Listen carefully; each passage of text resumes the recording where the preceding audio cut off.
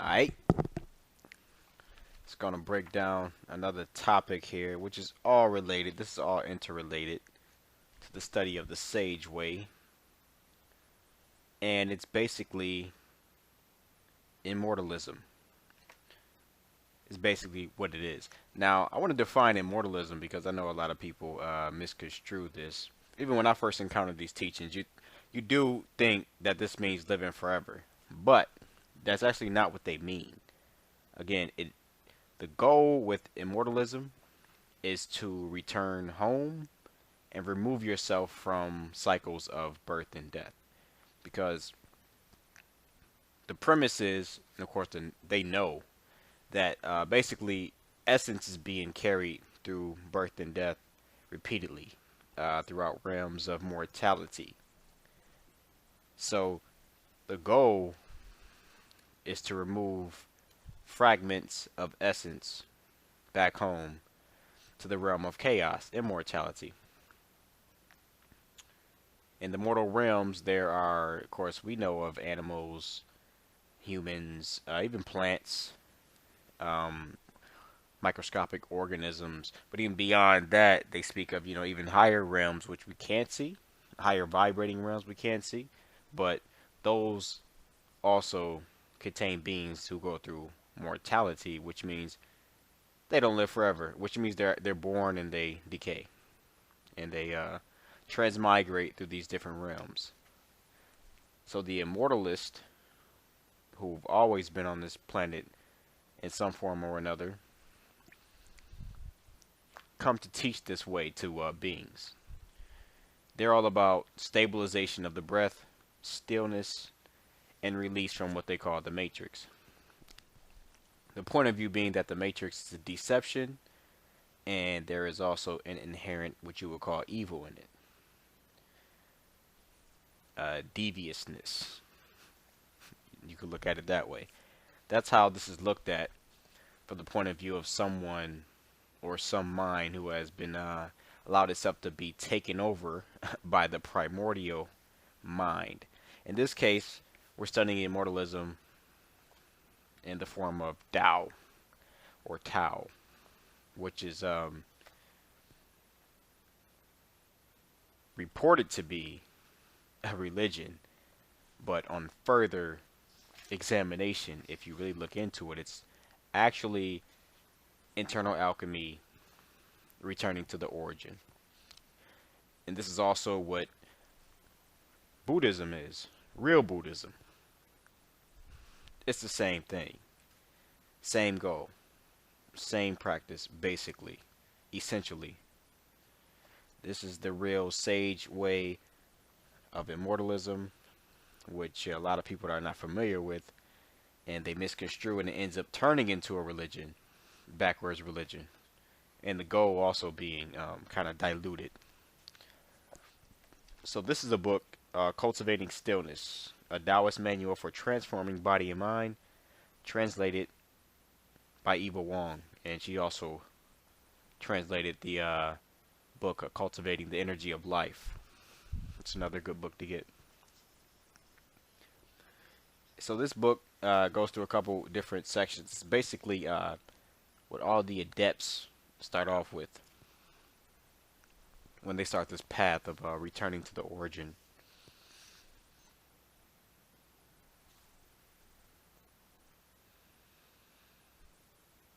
So it starts off, the sage symbolizes the goodness inherent in all sentient beings.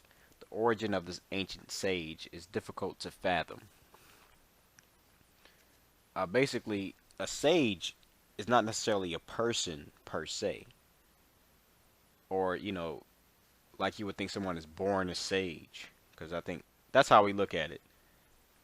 That's a kind of a religious point of view. That's the origin of religion, to not understand this process. Remember, it says the sage symbolizes the goodness inherent in all sentient beings, meaning all sentient beings can become sages. There is an inherent, what they would call a seed in all sentient beings. It's the primordial seed. You can, like I say, you can compare that to, or see that as 0 point. fragments of 0 point energy in every being. And this energy is not just, scientific fuel or technological fuel. This energy is wisdom. It's what the Buddha called wisdom. A lot of people don't get that when they read the sutras and it says, cultivate wisdom. And what do you mean wisdom? And like I said, it's not, penny saved is a penny earned type of Benjamin Franklin wisdom. We're talking about 0 point. This is wisdom beyond words, and it's like the deepest insight that's contained in that seed that's in every sentient being. The origin of the ancient sage is difficult to fathom. See, that's what they're saying. This is a deep, mysterious 0 point source. It's like even past dark matter. But of course, again, that seed is in every sentient being.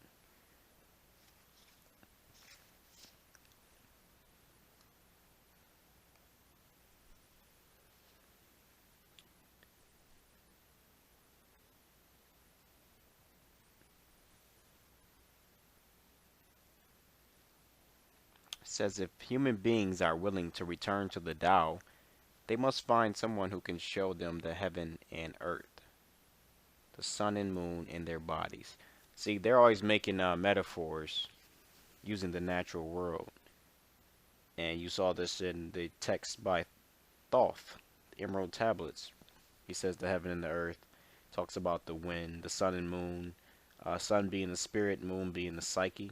See, it's the same stuff. So, basically, that's the as above, so below. That's why he's saying, I'm going to show you heaven and earth, sun and moon in your body.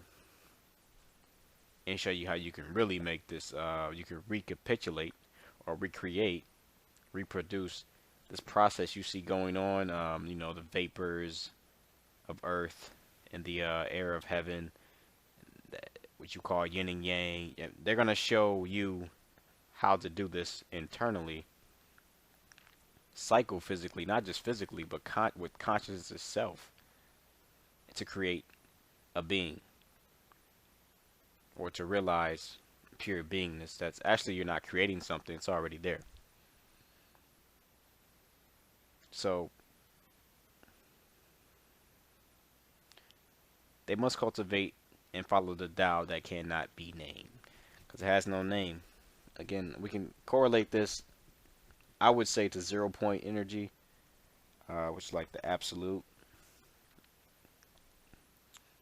And you can't really name that, or you can't contain that.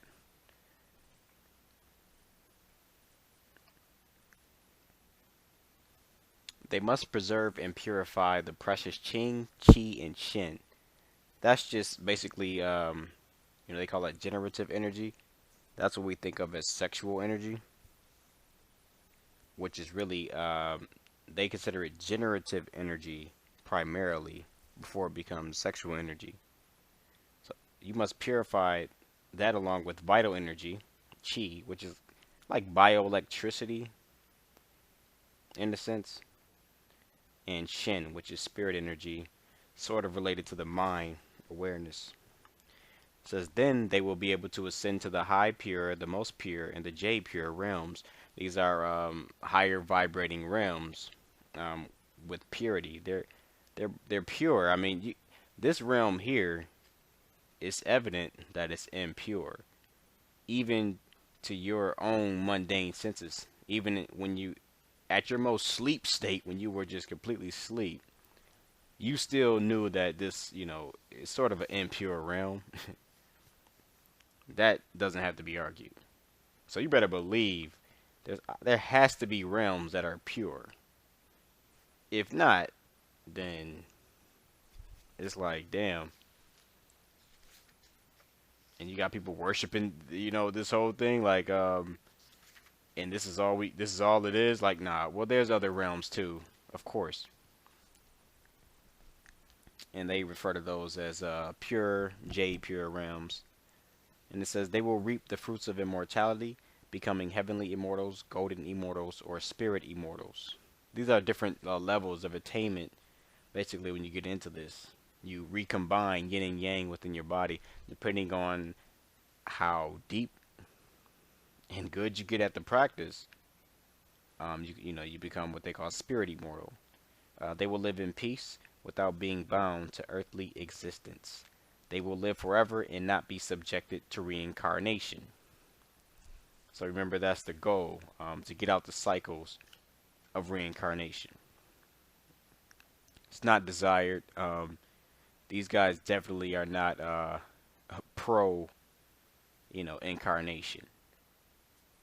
You know, that's up to you if you really, deep down, you got to ask yourself, do I really want any fragment of me, or would I even subject a being to incarnation?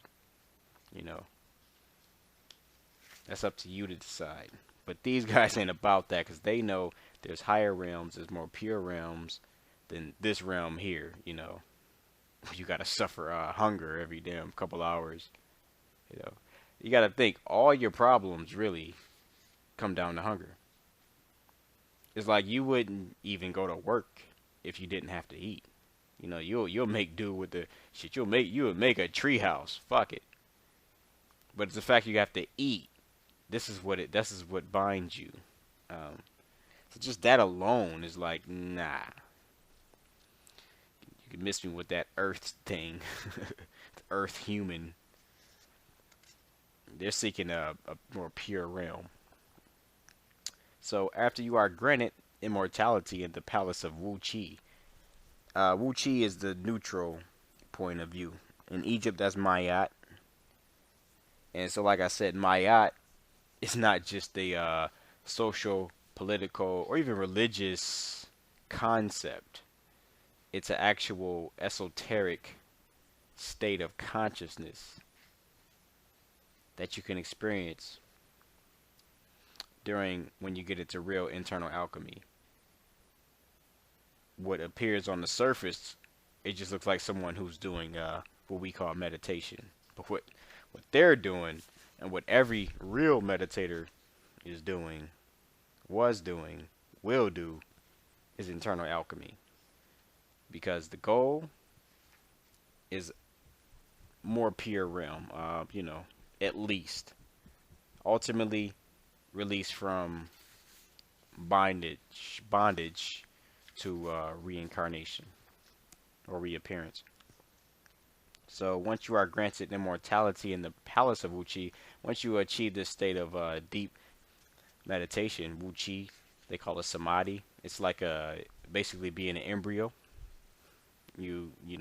There's nothing on your mind. You're not dead, but it's complete serenity. Complete total serenity.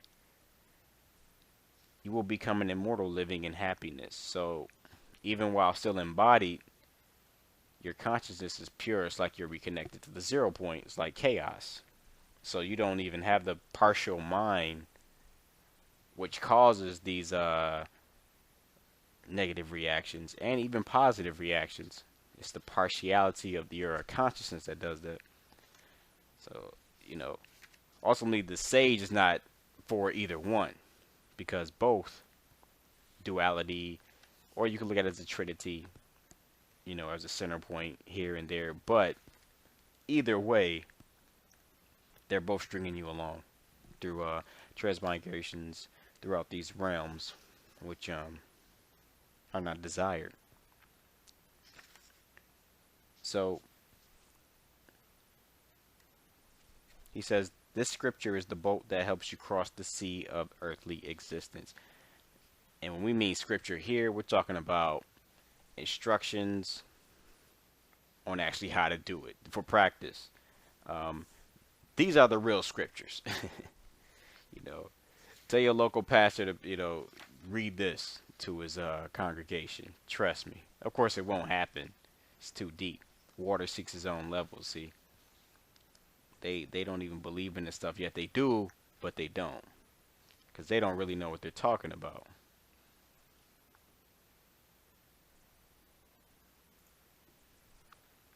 It says the Tao is the way of heaven. It is also our original nature. So the original nature, that's again, that's also mentioned in the Emerald Tablets, or referred to. That's the absolute. That's where all things come from, basically. But this absolute in of itself sustains itself. So you could look at it as that's where this negation originated. Yet before this negation of creation, there was original nature, which is nature in of itself, which is beyond words, beyond description. It says the energy of heaven is pure and the energy of earth is impure. See, they're telling you again, earth is impure. Yang energy is always moving. Yin energy is static. So the pure energy of heaven is yang. The impure energy of earth is yin. So they're not talking about male and female. And that's another point. When they start going this deep, they're just referring to principles of energy. So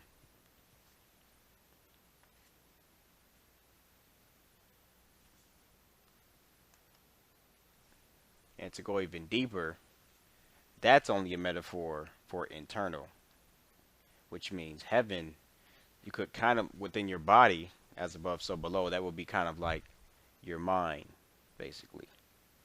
And earth would be the body. They're saying the original, of course, the mind, the spirit is pure, the body is impure. So see, the metaphor is still there. This is, I believe they call it allegory. So he says, honor the earth and protect the precious pearl. So he's talking about within the body you have a precious pearl. There's a gate or a cavity which only arrives once you practice. It's not there now when you're sitting still, but once you start to get into the practice, it's almost like the practice puts it there. They call it the one is wondrous because and nobody can see it. Only you can realize it, feel it, and experience it. This is why most people will never believe this. And it's almost like you have to believe it to practice it and get good at it. So it says, in the empty center of Wu Chi transformed lead into gold. So we know that metaphor, lead into gold. You can look at lead as the heavy, dense body, transforming that into a subtle body. There's many ways you could look at that, but ultimately we know it's a metaphor. And turning lead to gold, they're not talking physically. Definitely not talking physically.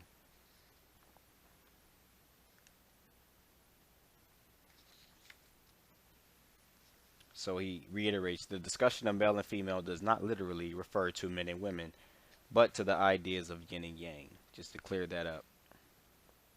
I know a lot of times we do that. That's the first thing that comes to your mind, but you want to kind of strip away the mundanity in your imagination, try to be more super mundane, metaphysical, and then you'll really start to get this.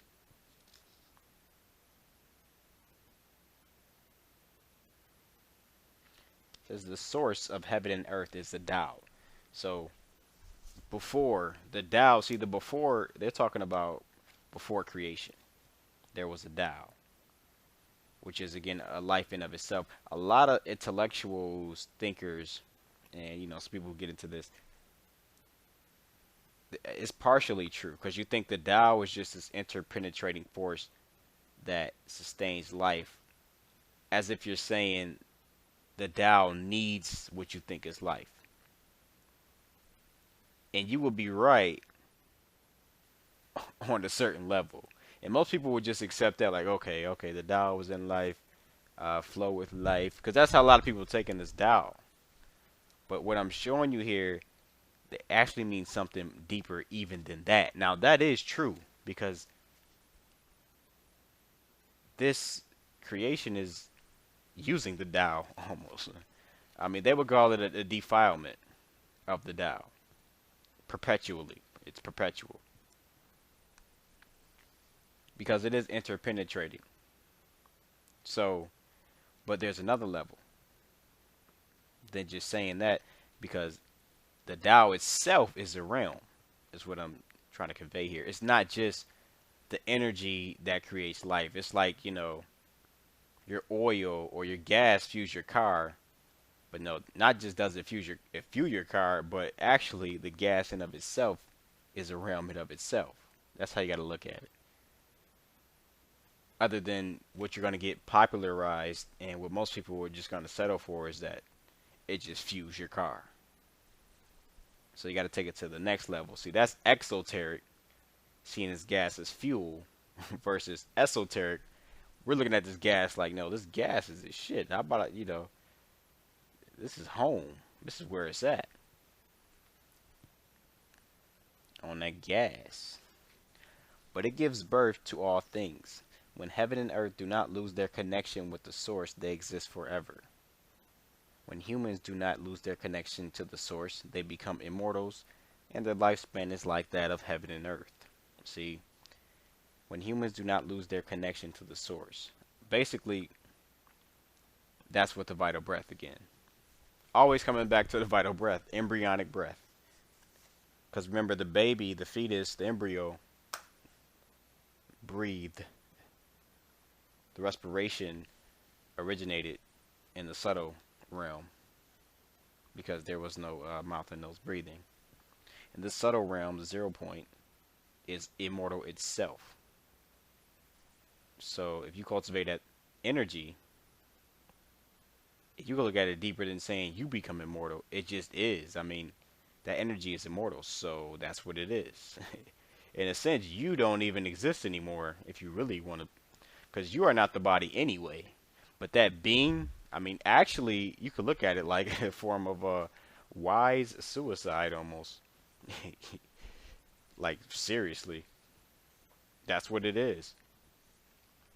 Because you don't exist. I mean, it's just this energy takes over this body and this being. I mean, there's some, fragment, but if you look at what the Buddhists call pari-nirvana, that means nirvana with residue, meaning the residue is you anyway. Like, we're trying to get this guy out the way, like, because he keeps clinging on to stuff, or she, and it's like, come on.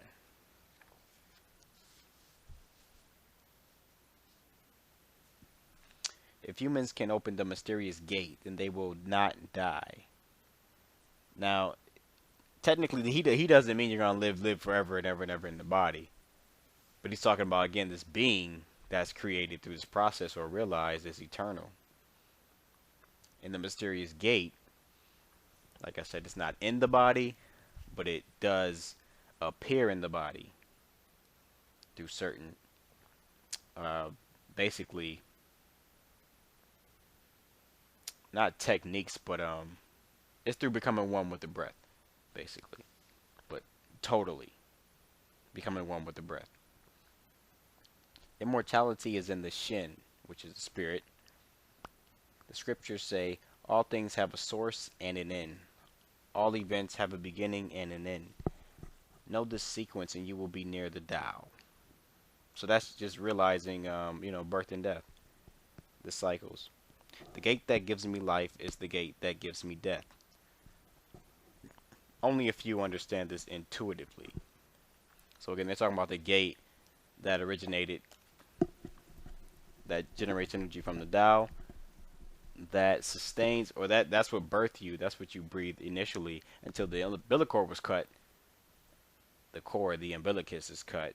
Then that's automatically, that pre-birth, prenatal breath is cut off, and you begin to breathe through the mouth and nose.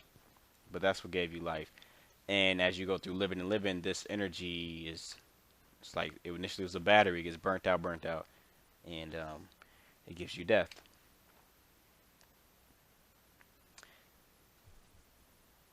And this mysterious gate, they call it the altar of wisdom. Like I said, it's because 0 point energy is wisdom. Maybe we'll figure that out. Maybe, because I know a lot of guys, even like I seen the MIT professor getting into cultivation. basically. He went under the school of Buddhism, but he's getting into cultivation.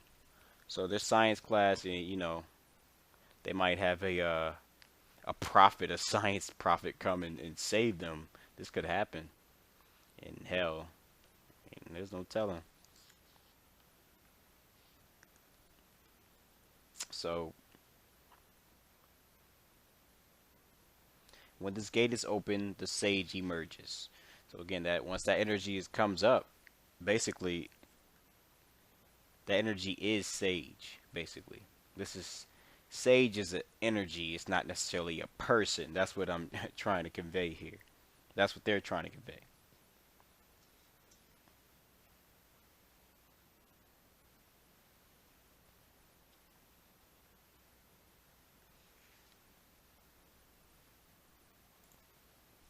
He says, hurry, turn back to the origin and cultivate compassion. Take advantage of the fact that the breath of life is still present and learn the art of immortality. Because again, this mechanism of breathing, which is the origin really, before anything physical, there's this breathing mechanism which started it all. This rise and fall, up and down, and this is what's repeated in nature. The rise and fall, the up and down. So, but again, that's not preferred because that rise and fall is birth and death, birth and death. But you're going to retrace this whole thing back. And since you have a breath within you, which is related to consciousness, you can trace it back. So that's, and you can also look at it as the mediator, because I know a lot of people get into metaphysics and everything isn't, it's not really visible, or it's visible, but it's not really real, because the atoms are not real, and it's really empty space between everything. Everything is really interrelated. But start to look into this breath, breathing up and down, this in and out process, expansion, contraction. Kind of start getting that in your mind as actually that's what mediated it. That's what mediated the thoughts and emotions into physical form. This is breath.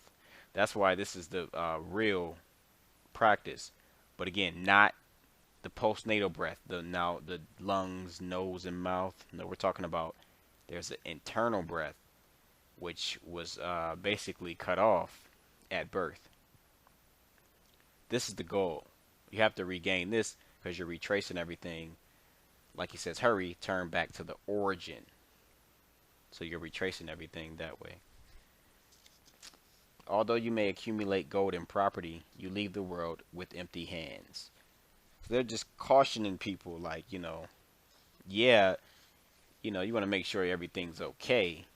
But some people go too far and really, like get wealth for the sake of having it or for the sake of decadence. I'm not saying that at all. Now, if you got a plan, get everything straight because hell, because money buys you time. You can't, can't get around that. But don't do it for its own sake. You're going to use it as a boat to do what you really need to do. Or for those who really want to get into immortalism. So that which is pure is weightless. That which is impure is heavy. Now, see, that's where we go back to the breath, too. The breath is weightless. Just in and out. Now, not the air. That's what we're getting at, too. Because, see, the air does have weight. But no, this internal breath is weightless. It's an in and out, expansion, contraction, subtle energy. It's weightless. So,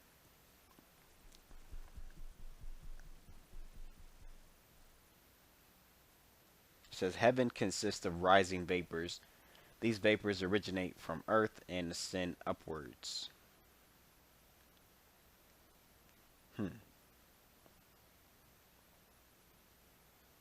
When impurities settle in stillness, purity emerges. So, again, because that's the goal of meditation, impurity settles in stillness. Mainly your mind, consciousness settles, impurity emerges. Because the mind and breath are related. I always come back to this. The more quiet and still your mind, you'll notice the breathing calms down and becomes soft. So, They play off each other. Again, that's why the Zen schools always stress the mind. But then people take that one-sided and don't realize they have to realize or understand the breathing process to go along with that.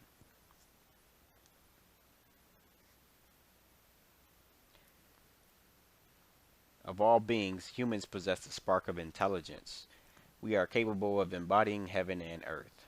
So that's again, as above, so below. We are capable of embodying heaven and earth. This process can actually happen within. That's the wind, the internal wind mentioned in the Emerald Tablets. That's the real as above, so below.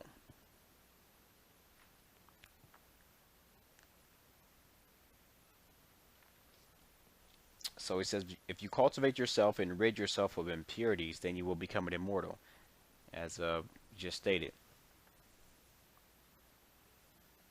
Like it's already pure, it's just impurities that obscure. So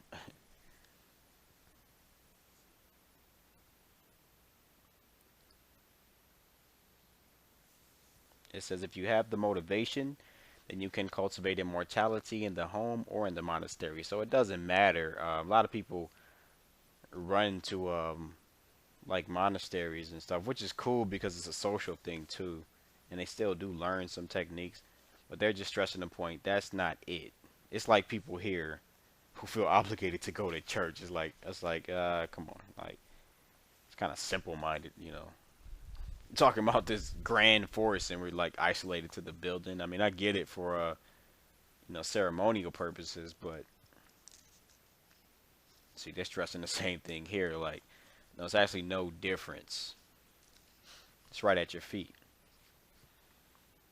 So here he says, empty your mind and fill your belly. Fill your belly to seek the golden lid. So empty your mind and fill your belly. See, that's the deepest, one of the most critical points to be taken out this practice. Because they call it purification of the heart. Basically, like I said, you're turning your mind, you're seeing and hearing internally, retracing it back into the belly, mainly the inner navel. And you're going to listen and look for expansion and contraction. Listen and look. You know, one without the other, the process falls apart. So you're going to empty your mind and fill your belly, and that's the wind you're going to fill it with. But the wind, again, is not the oxygen. The wind is internal air, comes from the subtle realm. So you're expanding and contracting using this subtle energy.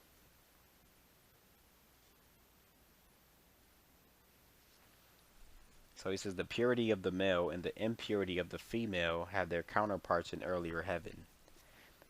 And again, they're talking about the principle of male, the principle of female. Male meaning yang, they call it the yang, original spirit. The female yin, they mean the body, which is impure. They're not saying females are impure per se, like, no, but the principle is it's yin. It's they will call it negative. So like I said, yin and yang is not exactly even balanced. I mean, there's so many esoteric ways of looking at yin and yang. When you get into immortalism, it's like, wow, okay. I mean, really, I mean, what they really mean by that is something totally outside of what most people even realize. Like, that's a deep symbol. They say they have their counterparts in earlier heaven. See, earlier heaven is pre-creation. It's pure. It's immortality. This is later heaven, post-creation, impure, mortality. And they're not saying this was a creed of heaven, earlier heaven, to create this post-heaven per se. Because the whole goal is to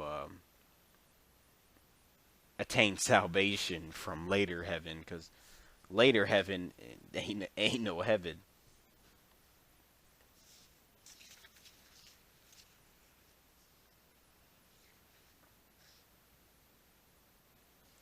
It says, practice the art of purity and stillness, and let the heavenly breath in the body return to its place. Again, the heavenly breath. The heavenly breath. Not the earthly breath. The heavenly breath. See? That's the key. If you get anything from this, start there. That's what you're looking for. It's a heavenly breath, just like the embryo. It's internal. It breathes on its own. But at first, you're going to have to train your muscles to breathe it. So you're going to have to nudge the muscles into this process. Just like any other, process of working with the body, it becomes a habit. But this is the best habit you're ever going to get. Or, become addicted to it. So it says, if there is no guide, then the breath of heaven and earth in our body will flow out of us. See? That's what I mean, turning the hearing and the seeing internally. You have to watch over this. As soon as your senses go out externally, they say you've been attracted by the devil. Because again, this later heaven basically is the realm of the devil. Basically. That's what it is. It's what you would call the devil. It's in the Bible. They tell you that's in the Bible. Because it's a demonic illusion. It's a deceptive illusion.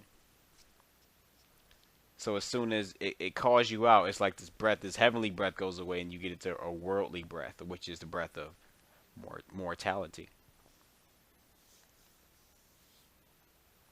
And then it says, so when this happens, not only can we not achieve union with the Tao, the origin, the realm of reality, but the Tao will be damaged. And that's what they say, oxygen, when the baby inhales oxygen for the first time, the primordial connection with the Tao is broken. It says that in Cultivating the Energy of Life. Because, again, oxygen is not your friend. This earthly breath, this whole thing is not the friend of the Tao per se. It is originating the Tao. It's using the Tao. It survives off the Tao, but it's not the Tao, and it's not necessarily preferred to the Tao. So it says the mind of Tao is inconspicuous, and the ways of the human mind are devious. See, yeah, I mean, no matter how you cut it, I mean, you're always, scheming. I mean, you're scheming for survival. If that means, sometimes you have to take the life of another being for your own, because you're scheming, Whatever you have to do, it's always, and it's partial. It's partial. So this is not the camp for, the all is the creator experiencing different facets of itself. This is not that team here. This is team. This shit is suspicious. How about, we go back to the Tao? This is already a suspect process from its inception. Like, we can always, the easiest example for the, because of the way we think, would be the animal realm. How they eat each other, even how some humans can eat, because even though we don't necessarily agree with eating animals, we know humans do eat animals. So, it begs the question, why? Why is this necessary? Why create beings and have the whole foundation of survival be built on suffering or just devouring of other beings? And even there's a law of attraction teacher, Abraham Hicks, who channels what she claims to be source, or what they claim to be source. Someone asked too, why do we eat animals, or is it okay? And she says they appreciate you eating them. This is what she said. See, that's a demon. They're trying to justify this vampiric realm. And of course, something in you knows that's BS. But then she tells you you can get your fortune if you just, then they buy more tickets. So like the hell with the principles thing, I gotta get it again, because the human mind is devious. So it says the instructions that guard the mysterious gate teach people to distance themselves from the devious mind. So yeah, you gotta work on this human mentality.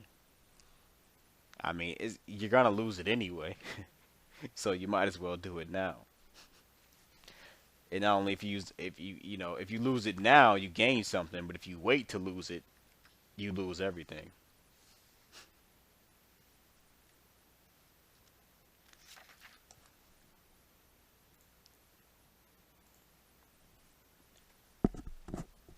Humans are created from the descent of heavenly breath and the ascent of earthly vapor. So that's what I was saying. How you can look at this process,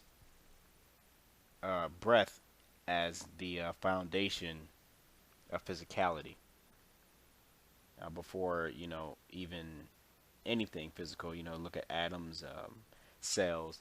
Look at breath. This up and down, in and out, expansion, contraction, as the mediator between thought, emotion, and matter. The spirit is the original nature in us. When humans contact earthly air, knowledge emerges in them. Opposed to knowledge is the spirit. See? So he's telling you clearly they're not in agreement with this whole post creation thing. Because post creation is ignorance, actually. It's ignorance. And they also call it craving. This manifested from a form of consciousness. Remember, consciousness is everything. So, what type of consciousness is this? Basically ignorance and clinging and craving. So, when humans contact earthly air, knowledge emerges in them. So again, this oxygen, like I said, is actually a suppressor of the spirit. It makes you think, which keeps you in this illusion. This is why real meditation, the first step in internal alchemy, you're turning the breath inward, not just the mind. The mind and breath are turned inward because you're reversing this process. This is why this mentality has to be there. This is immortalism. This is freedom from birth and death, not living forever in the realm of birth and death. That's stupid. Everybody still thinks that. A lot of Western thinkers, you see a lot of quotes, and you can read some quotes from these guys who basically, these so-called geniuses. So that, it says here, this is for a movie actually. Life is a gift, immortality is a curse. It's like, cause they're thinking. I mean, first they said life's a gift, like that's the religion of what they call a worldling. These world people. They cling to the world. Like life is a gift. Is like what the hell? Anyway, then it says immortality is a curse. So they think immortality means live forever. But that's funny because it says life is a gift, but I don't want to live forever. That would be a curse. See how they contradict themselves, even right there. It's like this mindset. It's insane. People are deluded. And I get it. You gotta it's the compassion because you understand that's all they know, and it's like you have to validate if that's all you know. But not if you're gonna be an immortalist or an alchemist. You don't have to do that. So you can see it for what it is. It's a fallacy. It's a delusion. You know. So no, immortality does not mean live forever.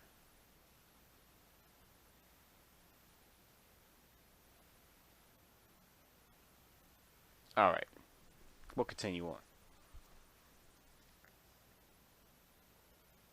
So again, this oxygen, this earthly air, when humans contact it, knowledge emerges in them. Opposed to knowledge is the spirit. So the spirit is opposed to this knowledge spirit. And everybody's, when you get aware or conscious, you start to praise knowledge in the sense, actually, for the next level of consciousness, you're actually going to drop this whole knowledge thing because it's based on the projections, based on the illusion. So it says, even if you live to over 100, life is still a dream. So, yeah, it's like, come on. time flies. The spirit tends towards purity and stillness. Knowledge tends toward action and disturbs the mind so that it cannot be still. So all this knowing, it's really just like they always say, you're tying yourself up with no rope. You know, you got to look at it that way. And remember, all this thinking and knowing is what just pollutes the channels more and more, stops the channels up more and more. So it says we need to appreciate the fortune of being born in the human form and the fortune of encountering the teachings of the Tao. Because basically they're saying, you lucky you a human. All right.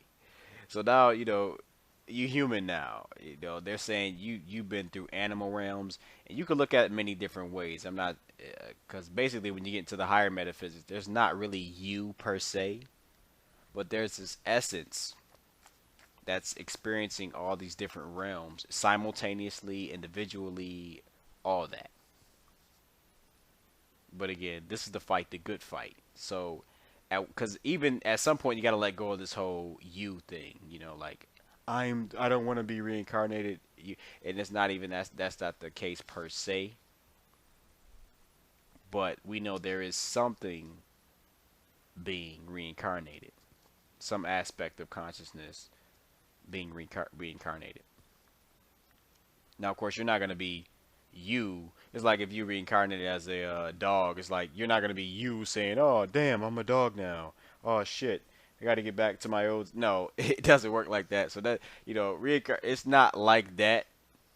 But we do know this is basically what they're saying is this is the good fight for those who are up for it. And it's not about clinging to your own salvation. But this is real. This process is real. You'll be able to verify this again in one night of practice. If you're really serious about it, then you'll know it won't even be about, you know, so-called escaping birth and death per se. It'll just be about this process because you'll know it's real and where it leads. It says the mind of Tao is your true father and mother, and the centering energy is your precious child. So again, this heavenly breath within, you basically reconnect them with your father and mother, which is the Tao, your true father and mother, and holding on to this energy like a child, as if it was your child.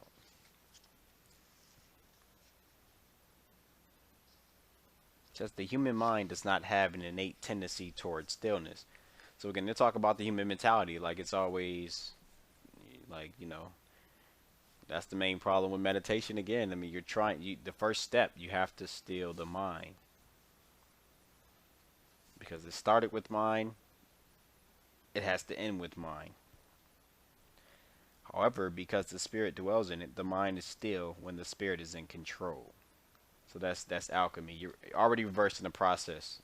So the mind, this mentality doesn't submerge the spirit anymore. You're gonna reverse this process, put the spirit in control,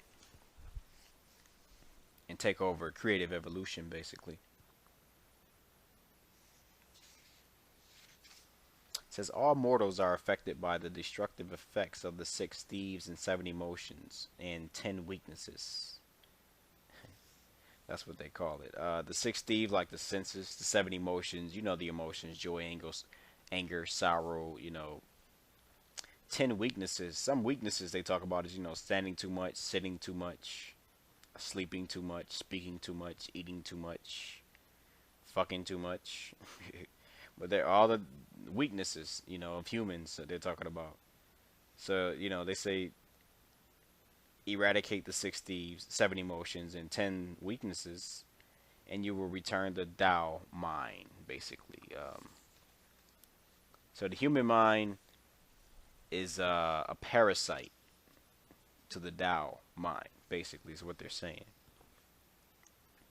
There's a story about how they make a metaphor. There was this immortal being, and some other being or character comes to drill holes inside this being for senses, and that being becomes immortal. Amortal, meaning it was immortal until the senses appeared, then it became mortal.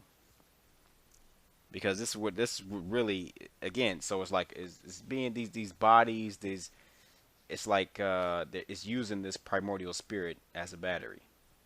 It's exploiting the spirit. It says, do not let the six thieves drag you into the dark realms of suffering. So these senses basically, they string you along. They're stringing you along. There's no other way to put it.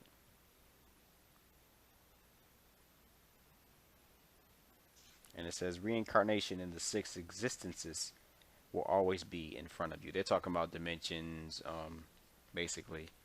See, they're not with any of these dimensions. You know, we say 6, 7, 9, 13, whatever. They're not with any of them because they know it's an illusion. And they know the origin is real, so why play with the illusion? Everyone agrees this is an illusion. But very few are willing to say, well, yeah, why would I want to play with an illusion? Like that's sage, that's wisdom of the origin only. But if you're smart, you know, you just sit around and try to figure out how to play with it. But if the wise, the real wisdom is like, no, why play with it? See, that's the difference. Because you can play with it. That's called the spiral path. But the sage path is just straight back to the origin. The spiral path is basically spiral. You spiral, hopefully, back to the origin.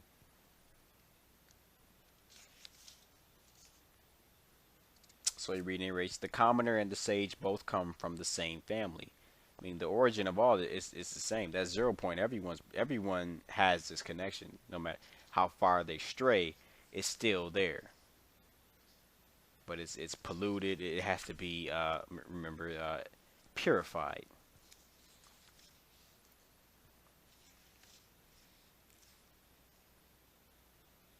And what is meant by purifying the spirit? When there is not a thought in the mind, the spirit is pure. Because this human mind it's a defilement. They call it a defilement.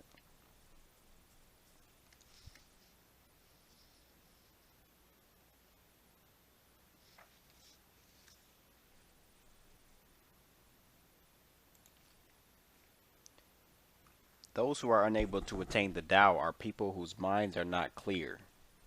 So just reiterating the point,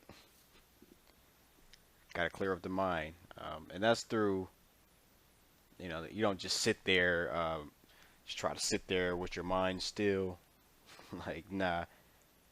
But they're just letting you know this process. You know, part of the process is the mind has to be clear because that's what's obstructing it.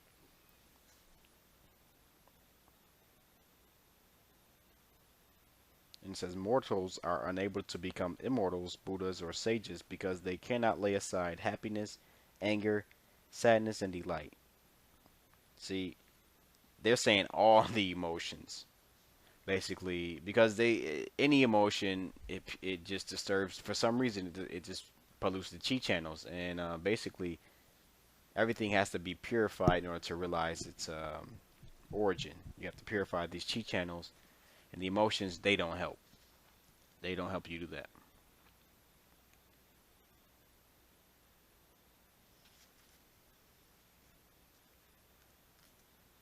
It says, from now on, I shall not enter the palace of the Lord of the dead. And they're talking about the world, or this density even, period. Really, they're talking about the whole shebang, like I say, of creation itself. It's the post-heaven realm with all its dimensions. They call it the palace of the Lord of the dead. I shall become an immortal and travel to the Jade Palace. They're trying to get above this thing. Um, you know, this is not a divine ordinance. This realm we find ourselves in.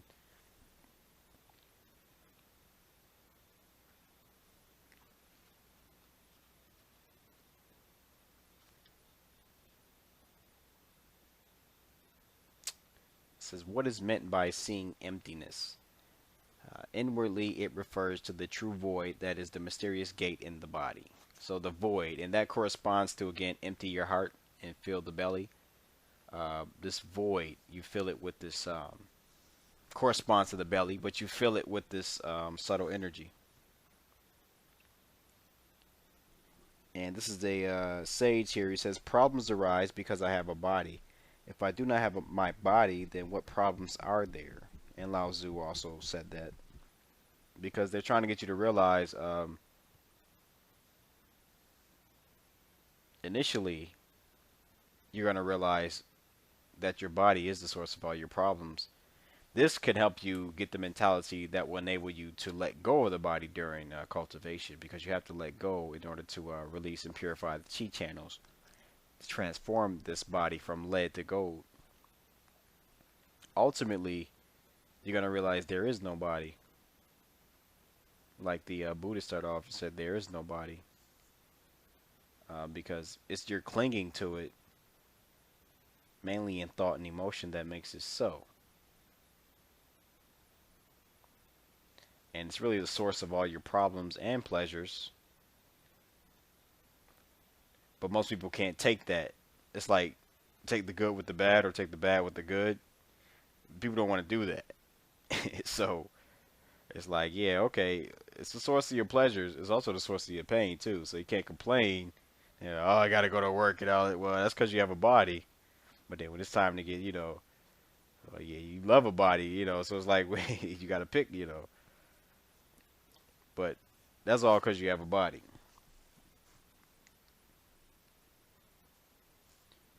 So the paradox, he says, is to place little importance on your body so that it can be most important. Abandon your body so that it can be preserved. That's what I was saying about once the mind is removed of consciousness through samadhi, because you're in a state of serenity, then the channels can do what they naturally do. They're going to unfold, unwind, because they're all knotted up. Like we're all knotted up here. Because that's what the yogis and everything you see, because that's real popular here, is the the Indians, the yogis in meditation. That's what they're doing. They know these knots from millions of years of evolution and creation and destruction. These bodies now, the channels and everything are they're shut down.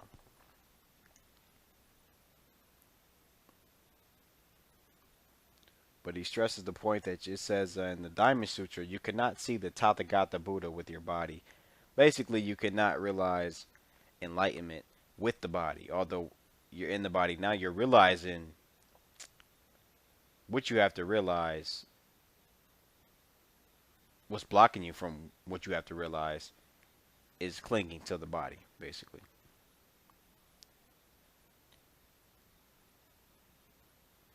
So it says, do not confuse your mundane body with the Tao. Because a lot of practices like Tantra, even when we look at all these chakras, and sometimes you can confuse yourself. Because I see a lot of artwork now, is glorifying the body and the chakras, and there's a artist out there who draws just actually some gory stuff.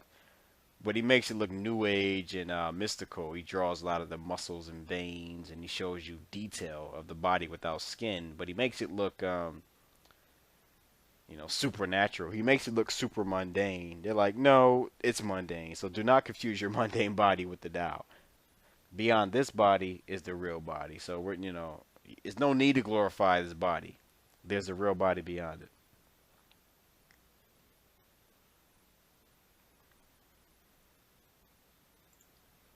And he's stating here, he's talking about, again, people who cling to the body, even during practice. He says, even if they cultivate their bodies, they only practice the 8 devas, which is yoga.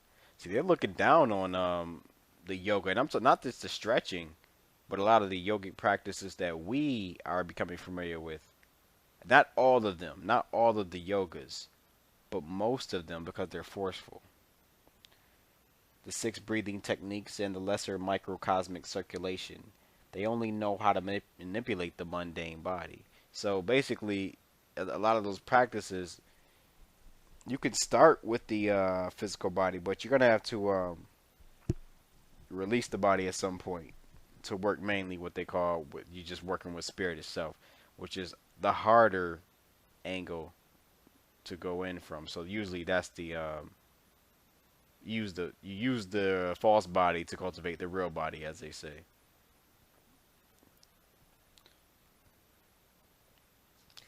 Because it says here, the immortal emerges in the one breath of nothingness. So that's what I was saying about that breath. Use this false breath to find this embryonic true breath. And then use the true breath to find the one breath, which is like a unification of inhalation and exhalation. That's the circle you see in Zen. That's what it's referring to. It's this one breath, basically.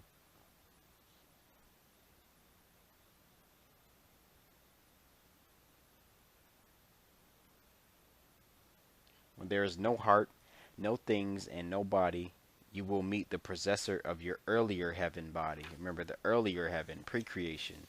That body, which actually is not a body as you would know it, but they're just using that's the only way we could describe it to you while you're still in this delusory realm of mortality.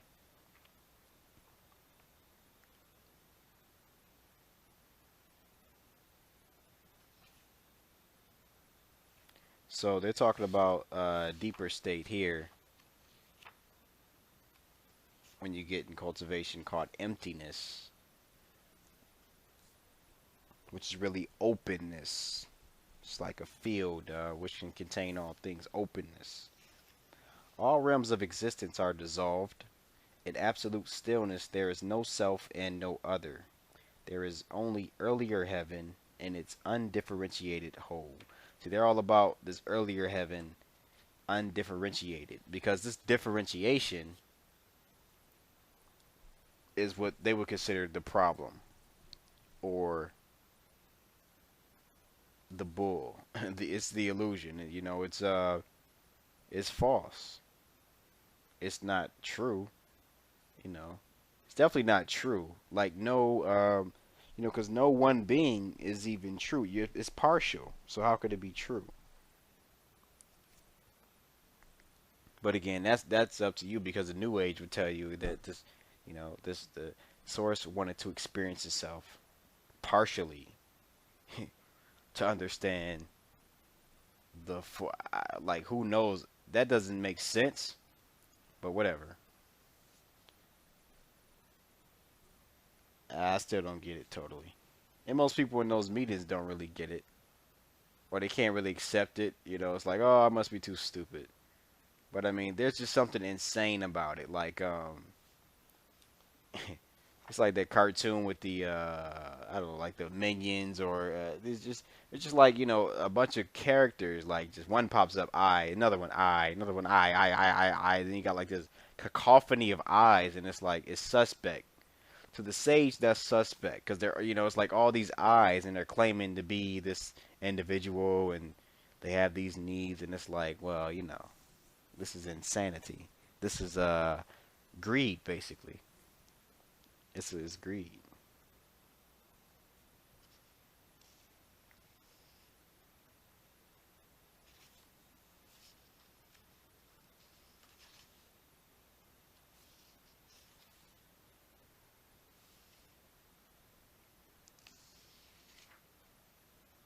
It says the one breath of earlier heaven gives us intuition, and intuition is the virtue of humility.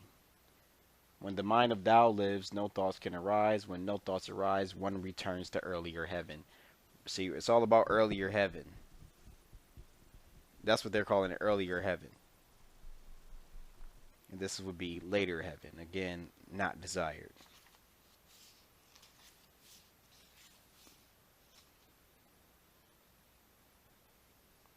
When we return to earlier heaven, we gradually enter the true way.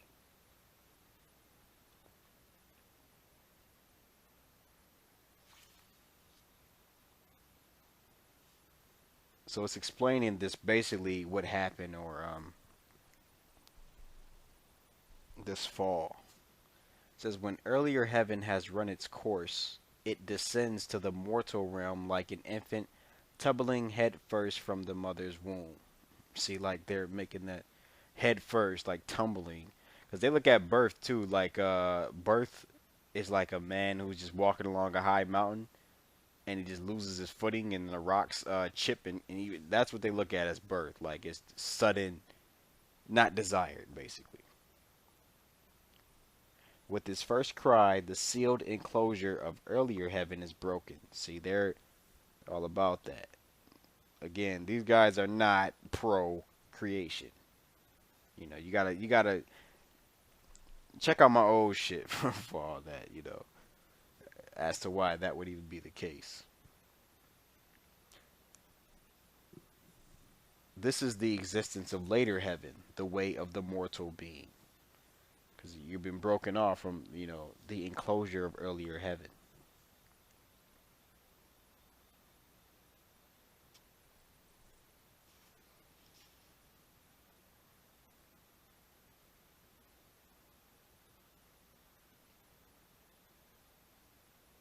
So once you achieve this earlier heaven breath, basically, the one breath, you will live in bliss, transcending the mortal plane.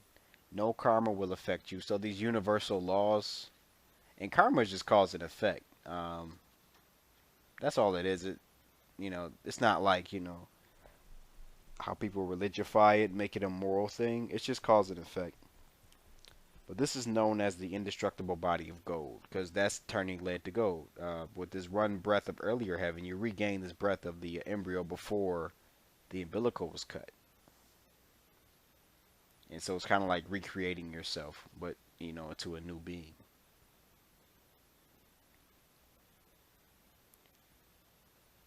Intuitively understand the true way. And that's intuition. That goes back to the 0 point, earlier heaven, basically. That's wisdom. It's already there. So that's, again, the true breath. See, everything comes back to the true breath. I'm not going to stray far from that. I'm going to demystify this stuff because I know it seems a little airy-fairy and out of reach, but it's really not. It says, this body has the elixir of immortality. Have you drunk it before? See, that's the sage, man. Like, come on. It is unbelievable to people. Like, what the fuck is he talking about? Like, this guy just talking like you have no clue. And once you get into this, man, you'll see how easy it is. And then it's like how Lao Tzu says, the sage looks up at the perfected ones, with virtue and humility, but looks down at the ways accustomed to the world with shame. That sounds kind of mean, but when you really get into this, it's like, damn, it's easy, but it's like what it is. It's just people's mentality is so mundane. It's so earthy. They're so earthy. Even now, man, you got men. It's like the Bible says, "I put away childish things." It's like you got men. It's like pledging allegiance to football teams, and this is sad. Like, this is really sad, and that's acceptable. That's sad.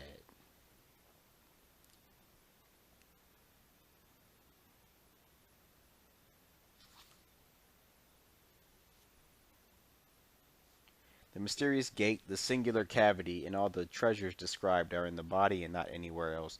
Just saying, this way is within. This alchemy is within. It's within you, not just physically, but consciously, spiritually. It's within.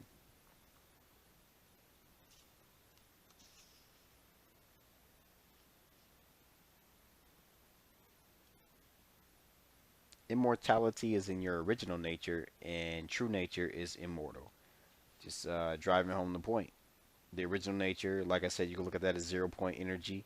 It's immortal. It's a realm unto its own. And since you're rooted in that, that's actually they would say that's your true nature, not you, but the you is siphoning off of that true nature. So if you just to be honest with it, since it's really no you anyway, it's nothing but that true nature. You need to realize this. Abandon the false and cultivate the real, for the real is not false. Damn. That's some real. For that reason alone. See how they reason? Like that it also helps you think a certain way too. Cuz that's a real wise This is intelligence. See, this is real intelligence. This what we think is intelligence is hyperanalysis, but this is real intelligence. Abandon the false and cultivate the real, for the real is not false. See, it's simple, yet that's that's what's up.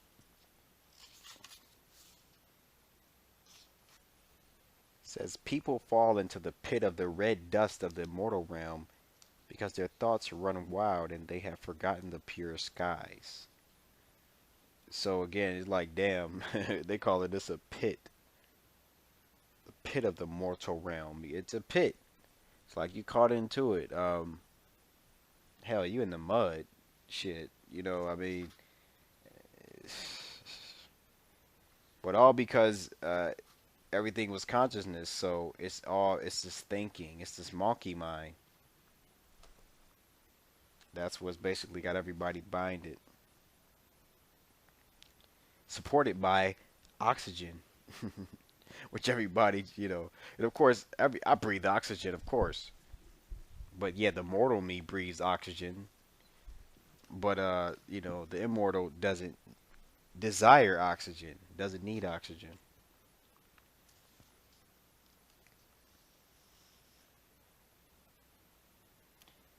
If you do not know the principles of earlier heaven, you will not be able to achieve immortality, even if you have the methods of training in later heaven. So again, they're going back talking about those yogas and some of the tantric, some of the forceful techniques of later heaven of this creation. That's not going to get you, you know, back to earlier heaven because you're still stuck here. You have to at some point you got to let go.